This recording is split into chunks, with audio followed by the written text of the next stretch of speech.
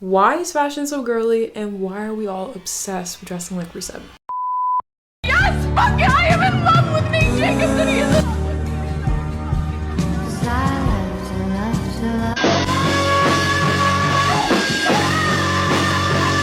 in Monday, Tuesday, Wednesday, Thursday, Friday, Saturday.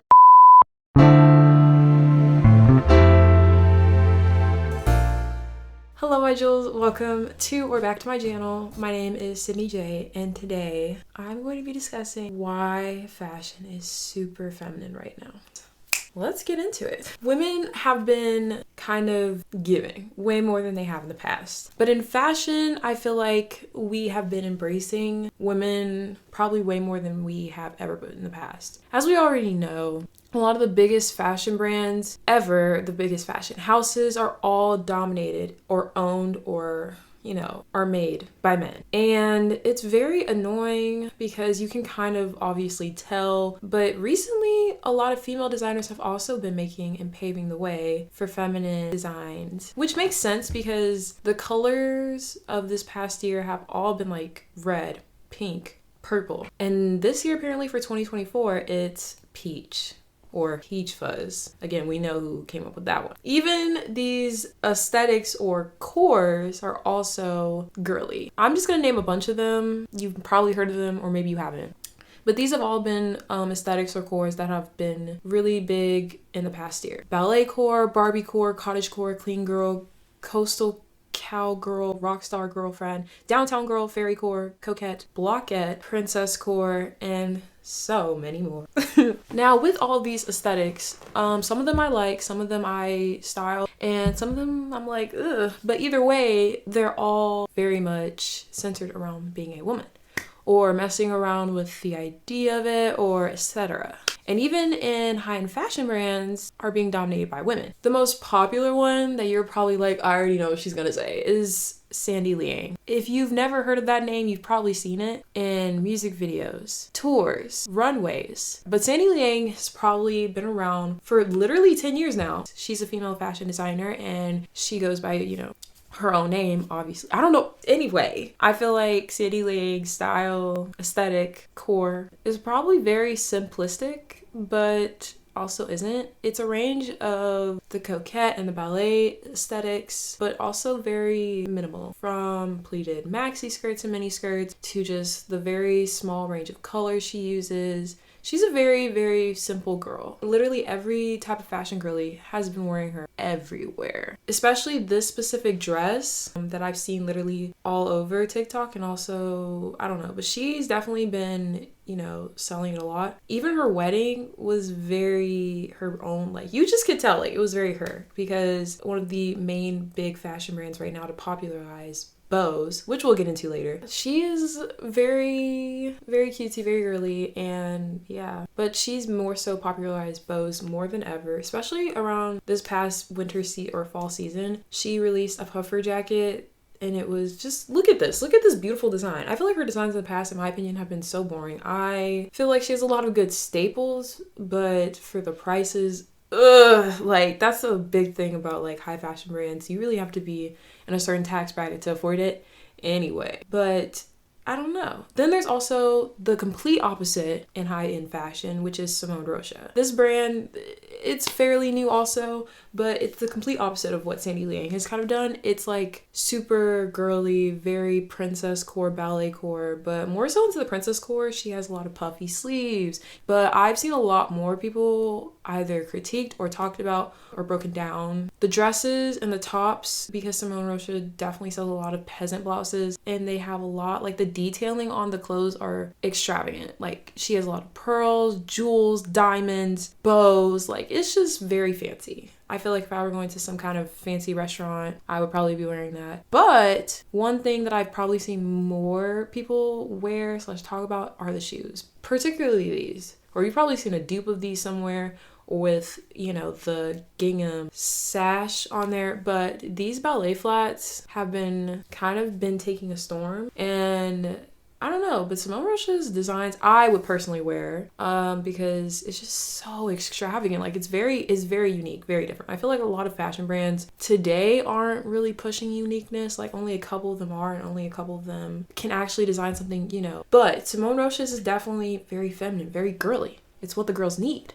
So let's actually talk about trends in either the past couple of years, you know, to now. So first, let's break down the biggest girly trend that I can think of that literally took us women by a storm, and we couldn't take it. Corsets. I feel like corsets are a trend that I feel like every girl has a touchy subject with, because we all remember the Amazon corset, the Urban Outfitters viral corset, which is still, you know, like in stores as we speak, and the Vivienne Westwood corsets. All of those brands, 3 different tax brackets, we all knew, we all saw. But corsets were literally everywhere. At the peak of 2020 and 2021, they were like, I just remember like the peak memories of girls buying the ugliest corsets and not even styling them correctly was so funny to me. But anyway, they were everywhere, and you could not see them on a woman. I mean, they were so easy to get too. That was the fun part, because like, sure, if you're, you know, in the higher tax bracket, you could get something from Vivienne Westwood. If you're in the, you know,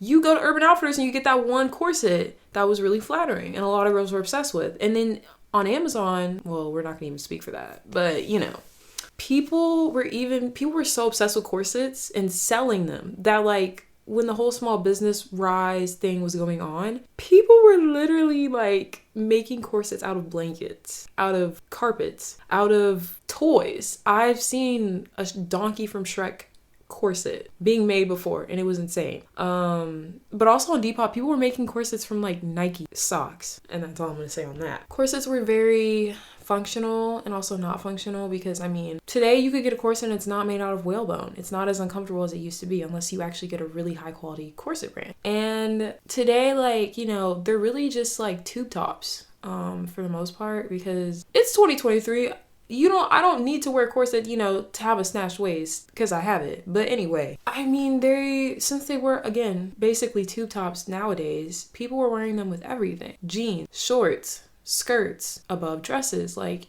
even though back then, in the back then, they were worn in a very, like, not even seeable, but they were mostly worn to take in the waist. Nowadays, we have corsets that literally stop at the boob, go all the way down to the hips. We have corsets that, you know, we have different types nowadays. It's not just like the one, you know, we all know which one I'm talking about. But they were also, you know, made from different fabrics, etc.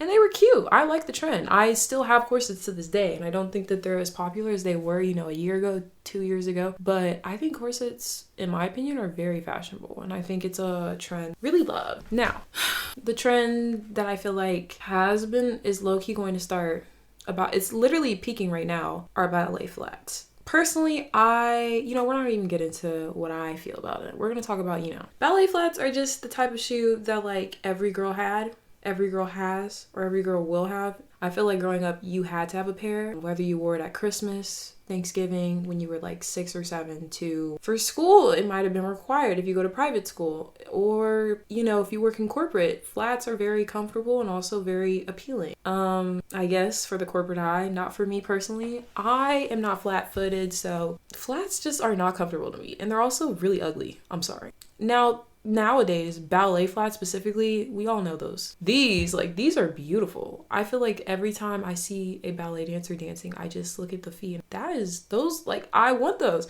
And now that they're like a trend, it's like, because they don't look like that. They look like the shoes that I was wearing when I was 7 at my choir concert. But it's also like, I don't know, some of them are kind of cute, I guess. I feel like Simone Rocha's is a bit much, whereas Tabby's is like also a bit much. Like, I wouldn't get either of them. And I would not get some plain, simple looking black ones, because that's trauma. That's really trauma. Another trend which really took over 2023 was bows.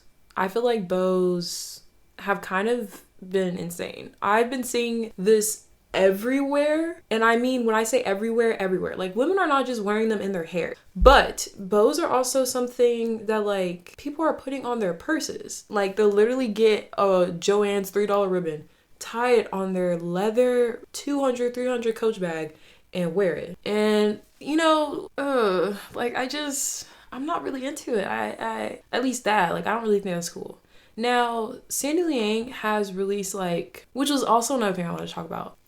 A lot of brands have actually made bow patterns, and you're probably like, what does that even mean? Well, think of a pattern, plaid, polka dots. Now, instead of polka dots, think of bows. Now, you might be like, that's cute. Is it? I don't know. I'm not really like, I'm like, you know, like to each its own, but like, you know. But whether I like it or not, bows are definitely like on Pinterest, on Google, the search for bows have definitely increased. People are wearing them. It's being sold everywhere. Chokers, shoelaces. I've seen people literally take out their dog shoelaces, their Adidas Samba shoelaces, and replace them with ribbon so it looks like a pink bow or a black bow or whatever. And I definitely thought about doing that, but I was like, I don't really own any pink, so it's like, but I definitely want to try the bows trend. I'm not against it, like in my hair or something like that. That makes sense. Or shoes, or like choke. I don't really get the choker, but I mean, hey, but it's like on a nice purse, like as a pattern. I don't really get that personally. Now with bows, I'm going to talk a little bit more about just like the trend, because this trend is actually supposed to be really big in 2024 actually. And